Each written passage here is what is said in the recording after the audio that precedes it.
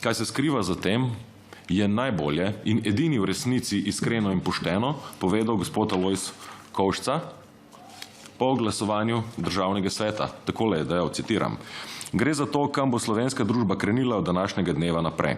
Ali si želimo, da nas država v državni instituciji rodi, da nas država v vrtcu vzgaja, da nas država potem izšola, da nas država zaposli, na koncu koncev še preživlja v pokoju in še pokoplje skozi državno podjetje." Konec citata.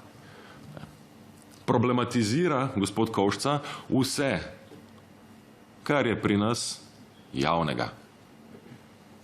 In v obratu seveda, kaj se skriva med temi vrsticami, je, da je potrebno državo umakniti, da je potrebno vse to sprivatizirati. In to, glejte, to je tista agenda, ki se skriva za retoriko zagovornikov zasebnega šolstva. Saj rečejo, ja, saj so javne šole dobre, ampak potem rečejo naprej, potrebujemo tudi zasebne šole, kot prvo, in kot drugo, rečejo, tudi te zasebne šole izvajajo neke programe v javno korist. Kar v resnici mislijo je, bomo to na glas povedali, zaradi tega, ker je slovenska javnost v veliki večini proti javnemu financiranju zasebnih šol, v resnici bomo pa znotraj te školke dolbli vse, kar je javnega in v prvi plan postavljali zasebno.